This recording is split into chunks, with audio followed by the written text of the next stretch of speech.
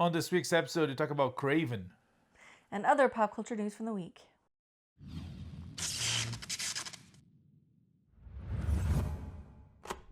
If you are craving for a good, fun action, you will not find it on Kraven. We both took naps. It's pretty bland. Mm-hmm. It's well, Sony has this. Oh, this is not the browser. Where's the browser in this thing? Right there. This is all wrong. He's using my phone instead of his phone. Anywho. Anyways, so Kraven, the latest and last installment on the Sony Spider-Verse franchise. It's more like the Spider Villain verse, right? Spider Villain verse. Yeah, Villain verse. That would be more accurate. I do strive for accuracy. Anyway, so the latest one and the last, because before the movie started, they announced, before the movie premiered, it was announced that it would be the last one. Sony will not deal with that. They will work on the Spider-Man 4. They didn't even put in a post-credit scene or a mid-credit or anything. Yeah. There's nothing in the credits. Yeah. Well, you know the drill. It's like Sony is trying to make heroes out of Spider-Man's villains. And they started this with, who was the first one? Was it Venom? I think it was Venom. Venom. And then they did Morbius, that everybody loved. It's Morbin time. They did Madame Web. That also, anyways, and what else? There was another one, right? Venom. I think that was it, right? No, that was it. Yeah, they did three As far as I recall, yeah. And the first Venom, even if it wasn't like a terribly accurate or truthful adaptation of the character, I thought the first Venom movie was a really fun movie. I had fun watching it. I enjoyed it. But after that, I feel like they went downhill pretty quick. And the other installments have been just... Ugh. Yeah. Well, they're all wrong. They're all like someone has a... it's like, what if we do this? It's like, no. Someone created the character. It's alright. Oh, but what if we're making him a good guy, or a woman, or black? Just changing to fit the checklist. And besides that, the story is like, I guess Venom became from a villain becoming a good guy to becoming a comedy. Full-on comedy. Which is why the first one was enjoyable. Like, it was a funny relationship, and it was just like this really dark sort of, maybe not anti-hero, but not necessarily a bad guy per se, but it was funny.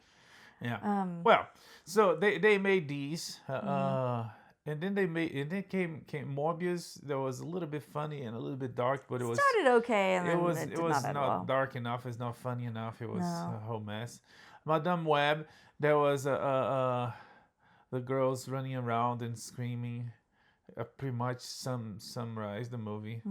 Madame Web could have been good. They had some good stuff going on there, but it just didn't know what to do with it. Yeah, they had like some glimpses of the future of Spider-Woman. They got everybody excited, and then the movie was like half a second. And then with Kraven, another Spider-Man villain that has some dark, sad moments, tragic moments in the books. The Last Hunt of Kraven, Last Hunt. It's a very psychologically hard book to read. It's hard on the character and as a fan. It's like it's in effect Peter Parker's life. Maybe who knows, to this day, because it was very traumatizing and it was very dark. And then in this movie, Sony decided to make him a good guy. Yeah, I don't think there was. Granted, I did sleep through a couple of important moments in the movie, but I don't think there was even an attempt to make him a bad guy. It seemed like they watched John Wick and were like, yeah, will make him this kind of hero. Like gratuitous violence, creative violence, but like it didn't really hit the same way. And anyway, he's just like a really violent, angry, like almost Punisher type character. Like he hunts the bad guys. Yeah, but even the Punisher, you feel like the revenge that makes him his objectives, his mission. You know, you back him on that. This guy's like, okay, he's a hunter. I'm a hunter. Yeah, none of it ever really landed. None of it was terribly like gripping, or I was never able to suspend disbelief, despite having what should have been a pretty good cast. We had Aaron Taylor Johnson, Ariana DeBose, and Russell Crowe, who is great. Yeah. I don't know. It was pretty weak. It's like everybody. It's like Sony is making everybody wicked. You know, by that I mean making the bad guys good, until they're not. Because I don't know. Because Wicked, at least the first movie ends, she's still not the Wicked Witch. She's not actually a bad She's person. not Yeah. evil. But I heard the rest of the story in the musical, and in the book goes until she dies, and that's how the movie begins, in a flash forward that she dead. So at some point she will become a bad. Which these Sony ones, they are all not bad at all. What they want, 3 more movies to make them bad. Anyways, so this is the story of this Russian kid that is a hunter, is hit by a lion, and then drinks a potion from a wicked witch.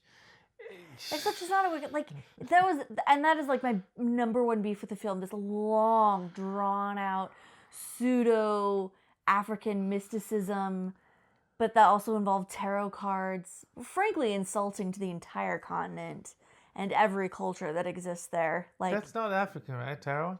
No, it's not. You see what I mean? Uh-huh. That like some of the tarot cards are really important, but it was just awful. So we're taking on this long spiritual thing, because then like the lion's blood drops into his wounds, and it's this long drawn out scene that just felt so contrived, and as our children would say, so cringy. Yeah. It's so he gets superpowers. He's a killer for hire, and then people see. But is he in the movie? On the movie? Do people hire him? Well, that's how the first scene begins, right? Was he hired to kill that guy? Wasn't he? No, he was killing for the girl, right? I think he was just like, oh, that's a bad guy. I'm gonna hunt him down. No. That's the impression I got. He was killing for the girl. When he gets to her, it's like, what do I tell you if they already? She's like, they kill someone, right? On her group, and then she wants revenge, and he was like, what if I tell you if they already got what they deserve? Yeah. He killed for her, which is weird, because she helps him get the power. But she didn't hire him to do it. I know, but I mean, okay. He. That's what I mean. Like, he's not a killer for hire. Yeah, not for hire, but he's a vigilante. But I assume he didn't do that only once. He probably, I don't know. But anyways, full of spoilers. So because you should wait for streaming. And not even that. Yeah. It's a dead franchise, anyways. So Aaron Taylor is good, but he's not playing the character justice to what the character should be. He's playing the character that someone wrote for him and wrote poorly. Nothing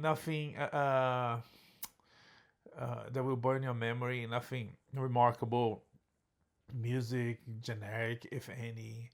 Acting. Generic is the perfect word for it. Like, even at the end, they were suddenly dropping like action movie lines, like "Take that, mother trucker." Yeah. Villains. When Bruce Willis says it, it's like, yeah. When she says it, and like Ariana DeBose is such a wonderful actress, but like even she could not deliver this line in a way that made me think, yeah, it was just, generic. It all felt super generic. Yeah, but is she? Other things we've seen her, and she was quite captivating. Yeah. What? Yeah. Well, West Side Story.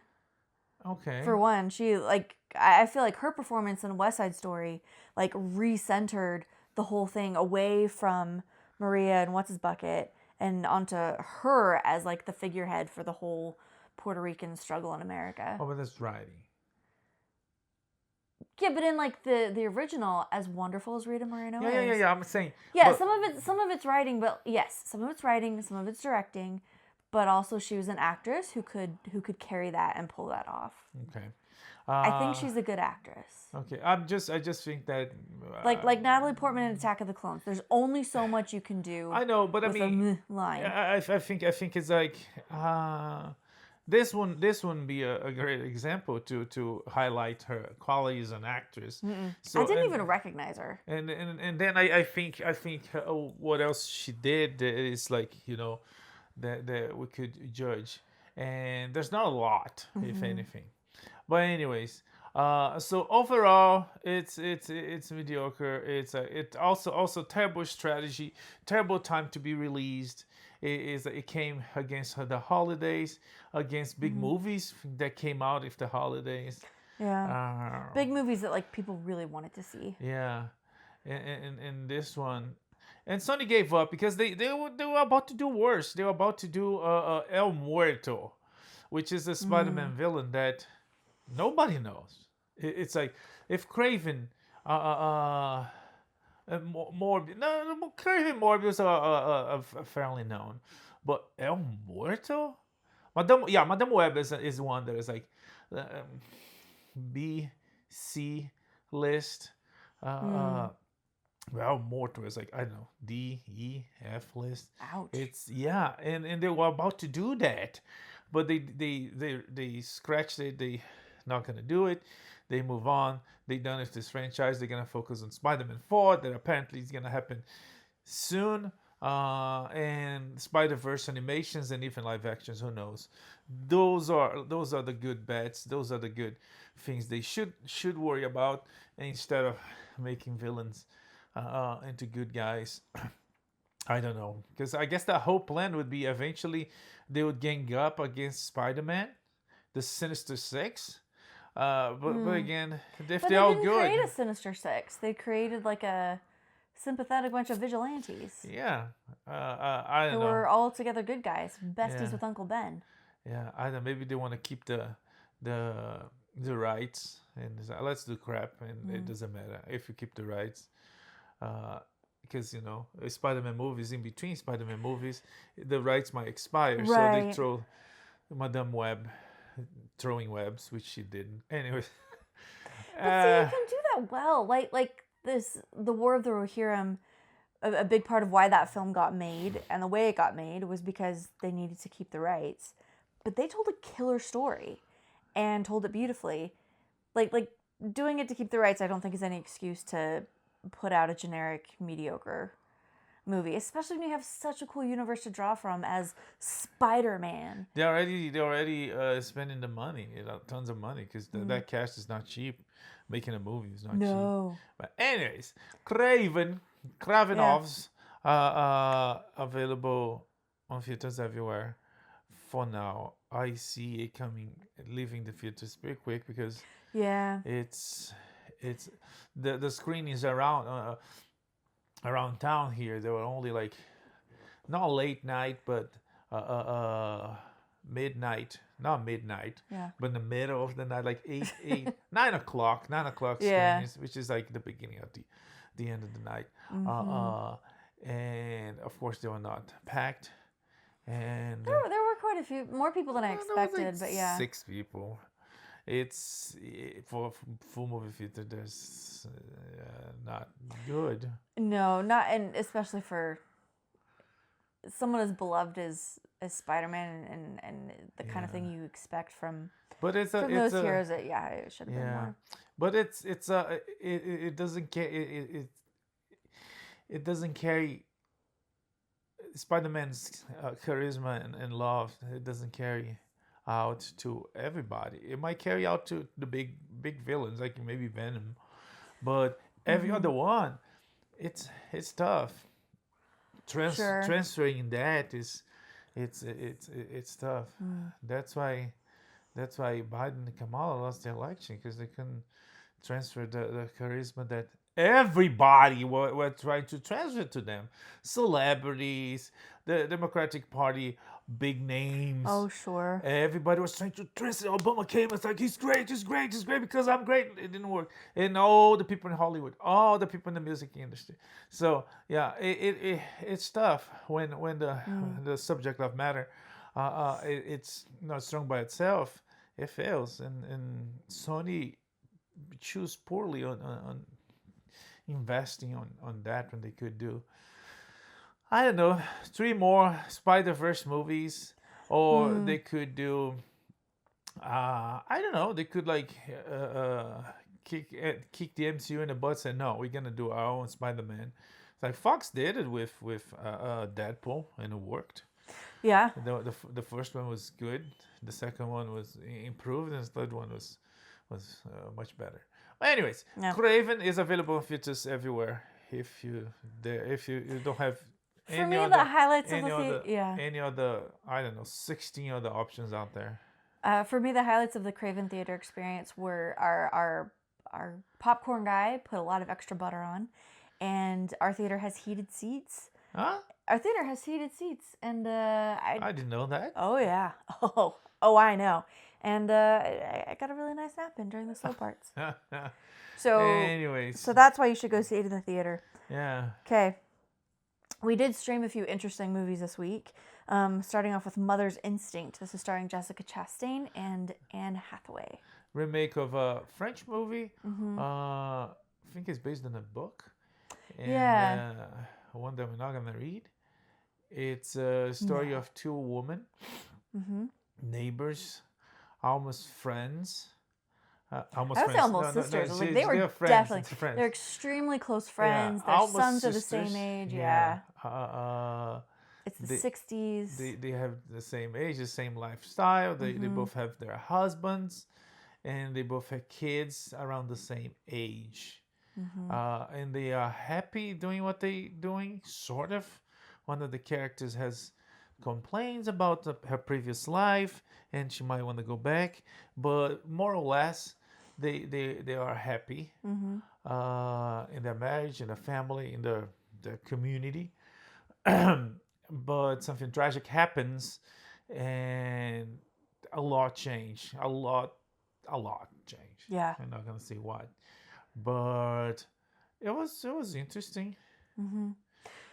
It was. It is pretty dark. It was a crime to dye Jessica Chastain hair in blonde, but I guess she received, not that she's ugly, but she's red, and she should, I know, stick redheads to it. should stay red, yeah. But I guess she got a lot of money for it. So. But also, it could have been a wig. Don't worry.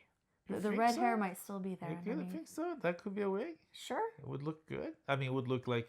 I mean, look what they did to Colin Farrell. Like. It would not look obvious. Not necessarily. Yeah. Okay.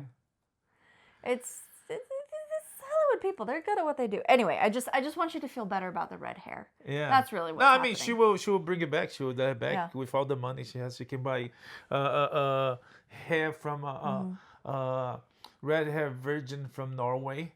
She extracts the hair and put it back on her head. Okay. Yeah. That would not even be the weirdest thing they do in Hollywood.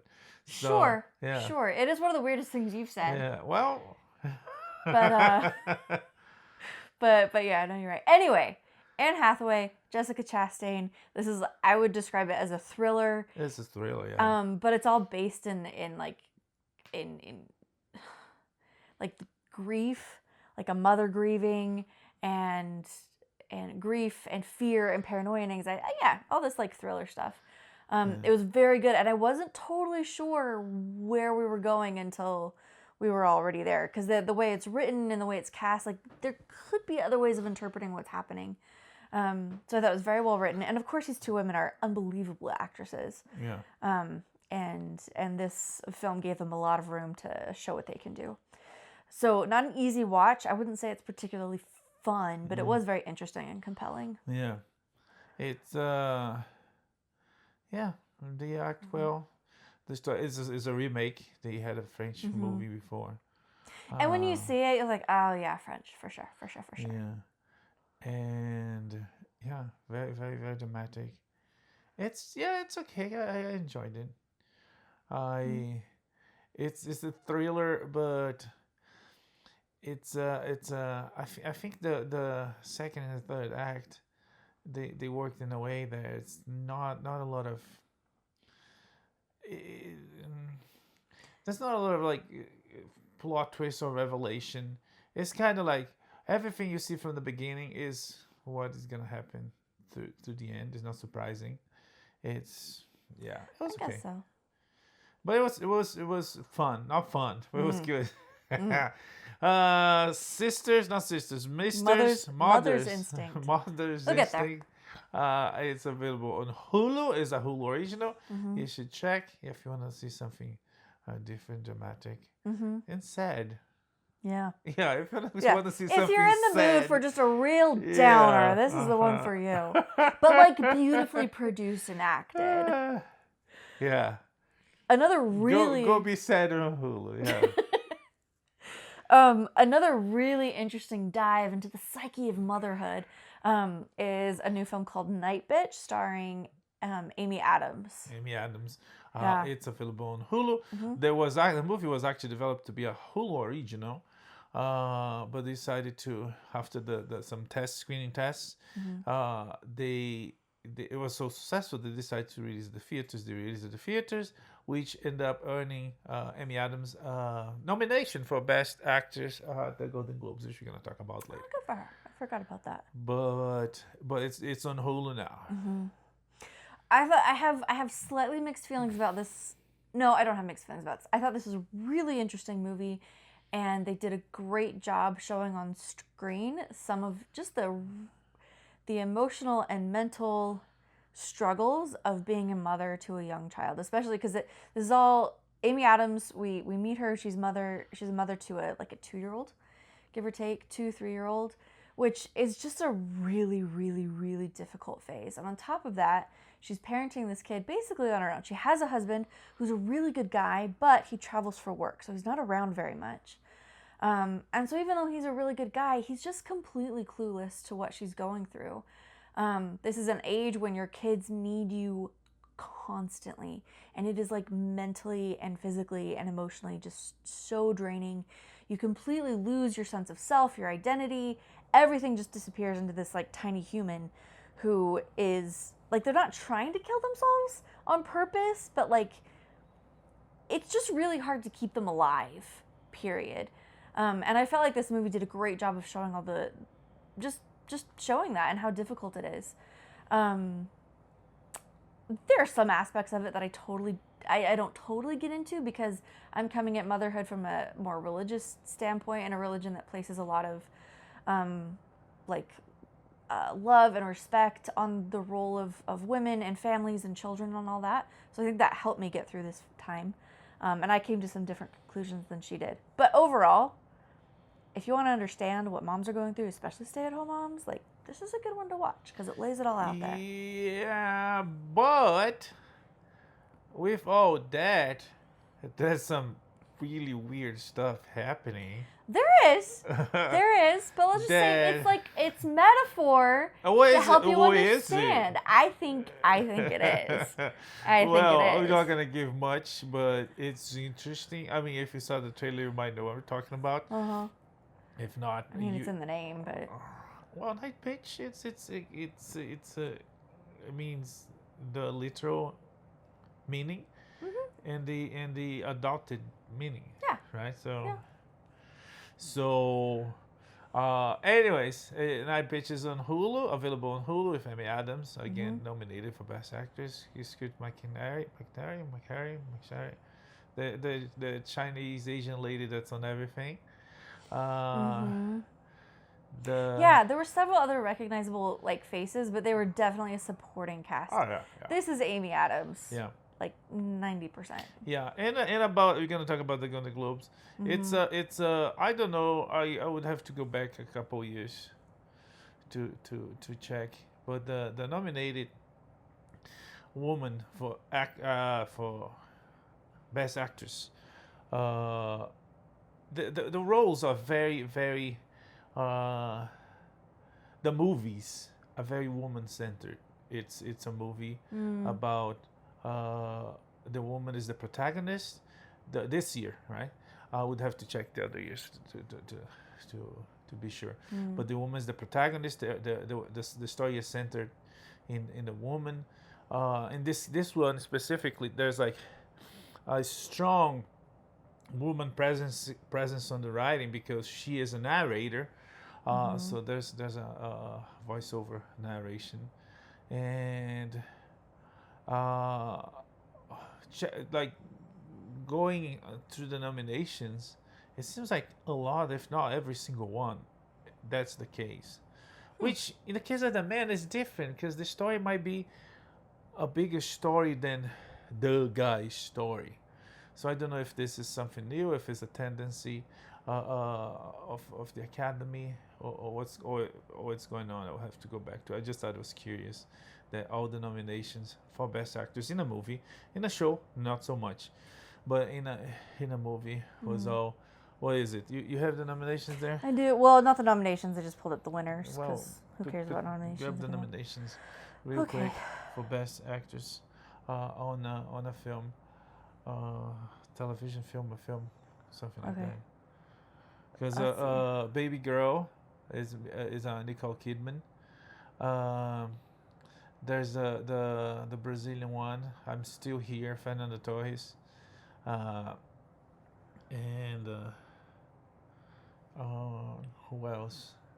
Angelina Jolie and Maria. Maria, so it's a Kate name Winslet, title. Lee name title. Nicole Kidman, Baby Girl. I don't know what that one was. Baby Girl. It's about a older woman that has a torrid affair with one of her employees. Yeah. Right. And then you have Tilda Swinton, The Room Next Door. Maybe not so much this one. I think that one she kind of cool. But she is the main character. But she cool. She has a partner. She has a. What was it?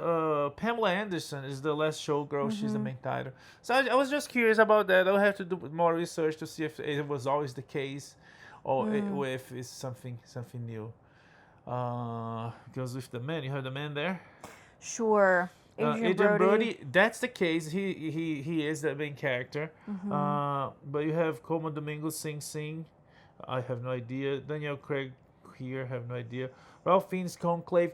He's a strong character, but the movie's not about him, right? No, yeah, I would agree with that. He would be the main character, but it's not about him. Yeah. Not in the same way as like. He's sort of a silent narrator. He guides the story. He's our perspective. Yeah. Like we're seeing everything from his point of view, but yeah. Sebastian Stan, The Apprentice. He was nominated for that. I thought he won for something else, right? Maybe I haven't. Yeah, he won for a different kind of man. I think is the name. And Timothée Chalamet as a complete unknown is a main character. So you have that here. And I don't know, maybe it's something that I would have to go back. But anyways, done with Nightbitch that is available on Hulu. We also saw a new show on Fox called Going Dutch. Yeah, so this is a comedy. Dare I say a workplace comedy? Oh yeah. Yeah. That's work. It requires a considerable suspense of disbelief. But this is about the military and a military service base in the Netherlands, hence the phrase Going Dutch. This like super intense wartime general gets reassigned as kind of a revenge assignment to this tiny little service base in the Netherlands where they make cheese and go bowling a lot. And his laundry. Strange daughter is there. Oh yeah, and they do laundry. And his strange daughter is there, and like they have long hair and not a lot of protocol and They have long hair? Yeah, the one guy does. Oh no! Like, the this, soldier. I this thought is it was basically like a base full of hippies, and this guy's like protocol. When you said they have long hair, I thought I was like, I never heard the expression. It's like, no, it was quite literal. Okay. And so we've only seen like the first episode or two, but like that's what's the suspense of disbelief problem you have? There is no way any of this would happen in the military. The hair, sure. Yeah. I'm saying, like, a lot of the stuff, the way this stuff functions, like, you've got to let go of, like, any kind of realistic military situation whatsoever. Yes, in the military. And just enjoy the comedy for what it is. That's true. In the military, maybe not. In the private sector, yeah. Oh, totally. Yeah. And again, coming from Hollywood writers that have no, allegedly, have no experience in the military, of course, they was like, oh, what is this guy's doing that? And someone in the military look at that, it's like this guy clearly never... Yeah. know nothing about the military. I've never been in the military, but I have a lot of family who's in the military, and like, and just sort of generally being alive and being aware of things. You know, like, this would not happen. Yeah. But you let that go, enjoy the show for what it is, and it's pretty funny. If not a critic, maybe it's just, trying to be funny. Hollywood did that. Bill Cole. What's the one with Bill Murray? What's the one called? Oh yeah. Sergeant Bill with Steve Martin. There's the one with the one with the black guy. What's his name? Damon Wayans has one too. Sergeant. I can't remember the names. Terrible with names today. But anyways, and of course they had another show not long ago, the same way as this. It was some sort of training camp in North Carolina. It only lasted a season, so we'll see about this one. It has Dennis Leary. It has Danny Putty. I think is his name, right? Abed. Abed, yeah. That sounds right. Yeah. Every time I see him, I just think, oh, it's Abed. Yeah. And of course there's new faces. So we'll see. It's a new workplace comedy on Fox, following Animal Control that is back. But yeah, that's all we saw this week. We're trying to finish this Hulu show, but it's dragging. They're probably gonna review on the last second, which is like, duh, that's stupid, because it's. Well, what's the show? I dare to say yet because we didn't finish. So let's finish. Oh, okay. And we'll talk about next week. But yeah, so we'll talk about next week. Oh, okay. All right. As already mentioned, the Golden Globes happened this week. I don't think there were any huge surprises. No. Nikki Glaser was the host. She had some good jokes. She had good moments. Specifically in the beginning, she says something. It's like, oh, I shouldn't say this here in front of Hollywood elite. You guys are rich. You guys are famous. You guys are powerful. You can basically get anything you want except elect a president. Wow. Yeah, she also had jokes about, the monologue. She makes jokes about all the movies, everybody, and she's singing the little, which was funny, which was kind of I was like, come on, let her sing the rest of the song. That's the best part of the show. When they cut, it's like, nope, stop, that's stupid. You embarrass yourself in front of Elton John. Anyways, so she was the host. The nominations we talked about briefly, but the winnings, there were no surprise. Shogun won all 4 categories, the big ones. Best TV drama, best actor and actress in a TV drama, and best supporting actor. Yeah, who's supporting actor? Tadanobu Asano. He's the guy who kind of flips back and forth. Yes, yeah. I really like that character. Yeah. That's why the show should never have a secret. The guy died. Anyways, but Wicked got a award for box office, and people clap. I was like, really, you guys giving like a participation trophy? Because that's what it is. I wouldn't say it's a. Yeah, it is. It's more than a participation trophy. It's just like, hey, you showed up. Here you go. Cinematic and box office achievement basically means like, hey, people really liked your movie and spent a bunch of money to watch it. It's like have to make, in order to qualify, they have to make gross like $160 million in the box office, and $100 million has to be in the U.S. and there's some kind of like streaming equivalent. But yeah. So I would say it's considerably more than a participation trophy. Well, but it's on the sense that on a race, you have all the racers there, right? And you have the first place, the fastest race, the second place, the third place, and you have the guy that came in the middle that was wearing this really, really incredible outfit. It was like beautiful. They gave him an award. Yeah, if it's award for best outfit, that's totally appropriate. That's what I'm saying. But I guess I'm saying like the quality, the what they choose to be the quality of the winner in that category. But I feel like you talk about this all the time. Like I mean, how many of these nominated films have we even heard of? Yeah. So they give an award. Granted, it's like super condescending and snobby, the way they phrase it. But they're giving an award to a movie that was like super popular. Sure. And doesn't that matter? Like a movie that's like loved and entertaining and that people actually want to see. But isn't that something that Hollywood should be like? I feel like you make that you try to argue that all the time. Like Hollywood should make those movies. Being loved, entertaining, and popular. It's its own award.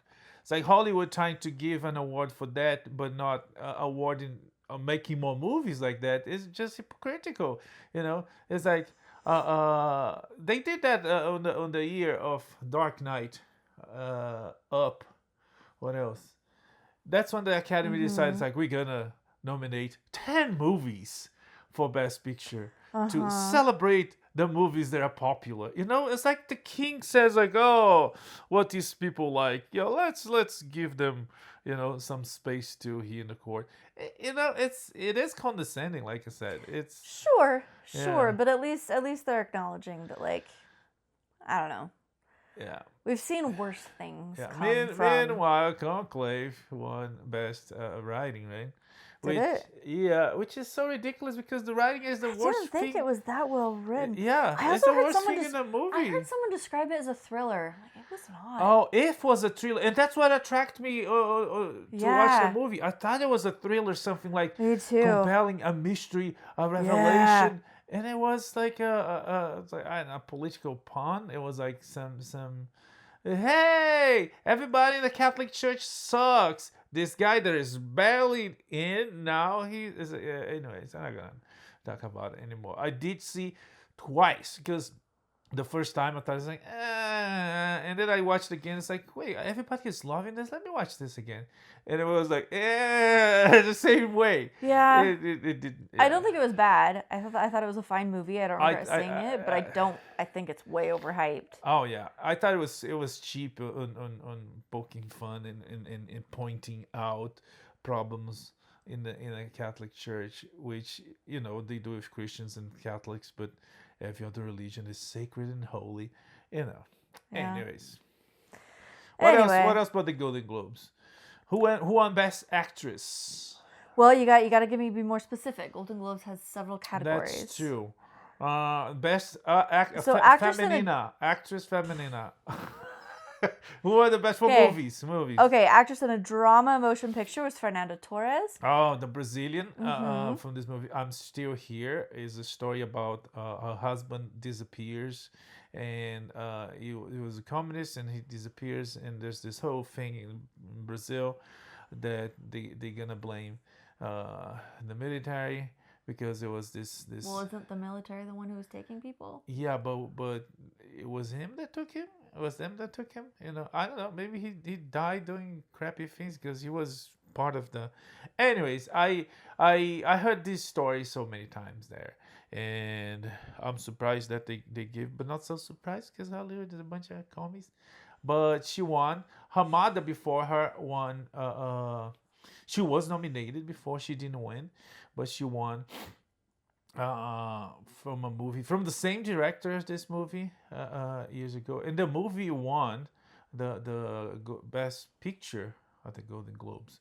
She was nominated for an Oscar as well. The movie was nominated, but they didn't win anything. So when winning, she celebrated her mom that was there so many years ago. I can't remember how long. But anyways, best actress on limited series. Limited series or TV movie. Yeah, no, that was Anna Sawai. Oh, that's why. That's for Shogun. Oh, that's so cheating. How is that cheating? It's not a limited series. Because I don't think that's a category. It was a TV. There's like TV drama and TV comedy. No, this is a TV musical. there's a All right, limited we'll series. look. We'll look.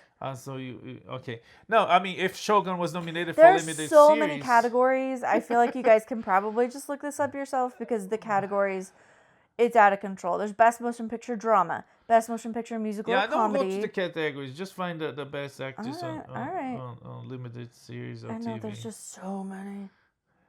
Oh, I see. No, I think that went Who was- to that's supporting actress. Hold on. Seriously, it's out of control. Best performance by a female actor in a limited series. There we go. Okay. That went to Jodie Foster for True Detective. Okay, Jodie Foster for what? True Detective. True Detective. Yeah. Which again is kind of cheating too, because True Detective it has 4 seasons. But it's an anthology, right? Does it say anthology? Yeah, True Detective Night Country. Anthology. No. The category says anthology. Oh, does it? Okay. In that case, they found a way. Anyways, Yeah. what else? About the Golden Globes? Dwayne Johnson, Vin Diesel went to present an award. They presented together? No. Oh, okay. I was like, no, Vin Diesel no. went to present an award, but he got to the pulpit, and the first thing he said, he was like, "Hi, Dwayne." Everybody laughed, Dwayne laughed, and then he's like, yeah. Baby Reindeer got a lot of winnings. Mm-hmm. Shogun. Who else can we think? The Bear, Amelia Perez. The Bear, Amelia Perez.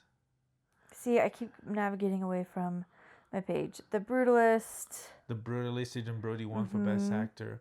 Colin Farrell won for The Penguin. Penguin. Hacks came away with a couple of awards. Uh-huh. Viola Davis took away the Cecil B. DeMille Award, and Tim Danson got the Carol Burnett Award. Yeah. Which seemed like career achievement. Yes. Things, right? Yeah.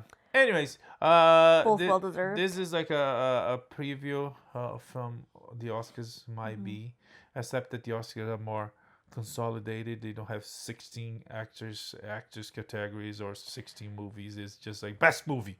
Yeah. Best editing. Best actor. I kind of best prefer actress. the Golden Globes though. I feel like it gives a little bit more opportunity for like different kinds of things. Because like the Oscars, there tend to be like, okay, this is an Oscar movie. Someone has took this role so that they can win an Oscar. There's like one type of role that tends to win the Oscars. And then Golden Globes gives room for other films and other performances to be recognized. Yeah, but they're sneaky about like they have best actress. Oh, sure, like on The a Substance as a musical or comedy. Musical or comedy. Really? It's like, is musical or comedy? Make one for musical, make one for comedy. The problem is they don't make enough.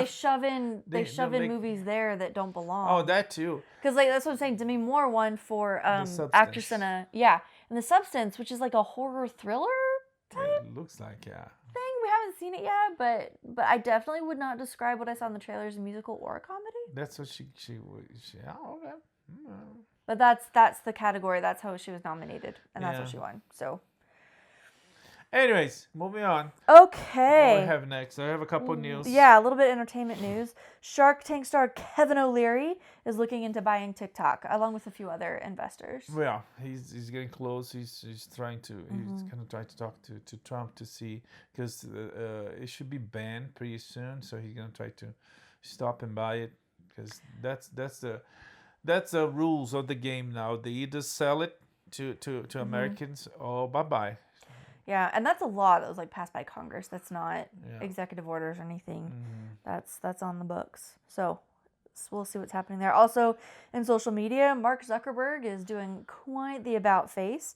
He's got Dana White now on the Meta's board of directors, and he's retracting.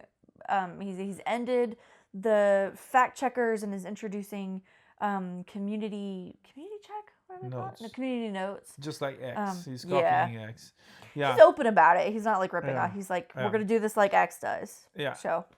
It's just funny that, the social network that didn't censor and didn't hide or shadow ban people now is basically admitting that. Yeah, we're sorry about all the stuff that we didn't do. That they did. Yeah. Anyways. Yeah. Netflix has been doing well. Squid Game Season 2 became their second most popular non-English show ever. Yeah, and only behind Squid Game Season 1. Season 1. This was 2, right? Yeah, this was 2. Season 1.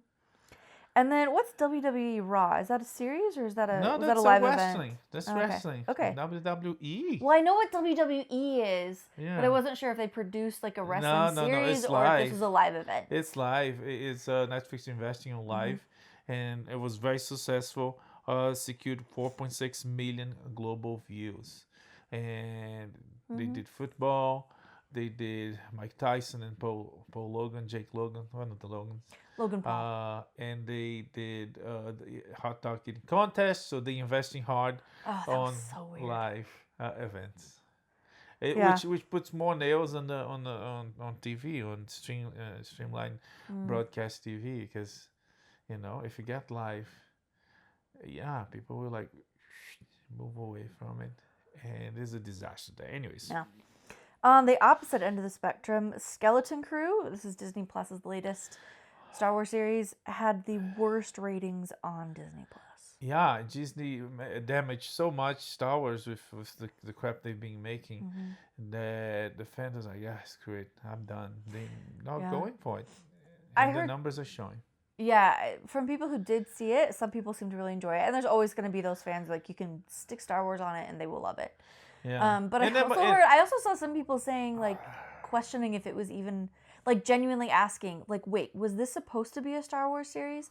Because apparently the feel, even the set design and everything is totally different. Weird. People mention even more like Goonies. But again, it doesn't matter if it's good, because the damage was done. People are not going back. The numbers are showing that even if they make best Star Wars thing ever now, they're not able to bring the fans back. So, yeah. James Mangold, the director of a new Star Wars movie coming soon, he said it's not going to be tied, locked into the lore. He will try to explore things that were never explored. So, which could be a good thing. It could be that it could also be that he's gonna not only ignore the lore, he was gonna try to rewrite the lore, which is Disney's been doing doing terribly. Yeah. Oh well. In the meantime, the franchise. This is the Armando Ianucci show at HBO that was just what's the word? Just savagely satirizing the MCU. It got canceled after one season. Yeah. So. It was funny, but it was. I guess it didn't get the numbers. It was. I don't know if it was expensive, because they shot on a set. There was a set. Yeah. Unless they really went to destroy the bridge. But anyways. It was a pretty convincing destruction sequence. Yeah. Maybe that's where the whole budget went. I don't know. Well, no more F the pandas. F China. the Jesus of Dusseldorf. Anyways. You should see it. It's funny. Yeah, we really enjoyed it, especially if Kevin Feige and the MCU has been getting under your skin. This series provides considerable catharsis. Yeah. Okay, and then there's a rumor that I personally hope is true about Peter Capaldi being cast in the new Harry Potter series, possibly as Ollivander, the wand maker. He sells olive oils with lavender. He sells wands. He makes wands, the best wands. Ollivander. Ollivander. Okay, I don't know. Yeah. I don't. Who's that in the movie? John Hurt. John Hurt. Yeah. Jeez, I don't remember him at all. Yeah, it's a brief role, but he offers some very important lore, and Ollivander's is very important in the world. So those things are like, there's maybe not a lot of screen time or even book time, but his influence is. Oh, he's that guy. It's like considerable. Harry, go to the Dagobah to be trained by another master. I mean, kinda, yeah. That's about the amount of time he has on screen. But like the stuff, the things that he tells us are incredibly important. And later on in the books. Does he scream? Because Capaldi is good when he's screaming. He is. He's good at screaming, but he's also really good at being like a very old, very eccentric, very wise person that you're not sure if you can trust or not. So I think that's a good fit for Ollivander. So we're reading. I have a question. Okay, what's up? That place Hogwarts is not on Earth, right? Yeah. Yeah. It's in the UK. It's all set in this world. Oliver. Hogwarts Ollivander. is in Hogwarts is in the UK. Yeah, it's in Scotland. Oh, I thought it's not in a different dimension. No. Okay, never mind. No, they don't really get into that. Okay, that's it. Okay. Yeah, I've been reading Harry Potter aloud to our girls. We finished Sorcerer's Stone. We just started Chamber of Secrets. Anyway, we watched Sorcerer's Stone with our friends. We did a cute little movie party, and like the whole movie, I'm like, they're dead, he's dead, they're dead, she's dead. Like it's just this parade of beloved dead actors. Oh, it's kind of a bummer. But my girls don't know that yet. They just had fun. Yeah. But like Richard Harris, Alan Rickman, Professor McGonagall. Maggie Smith, thank you. John Hurt, Robbie Coltrane. I don't know. Is that who plays Hagrid? Like they're all dead. Anyway. Wow. Yeah. On that happy note. That's it for this week. You come back next week with more pop culture news, entertainment, and all the fun things and not so fun things you're gonna see. May the force be with you. Live long and prosper. Bye.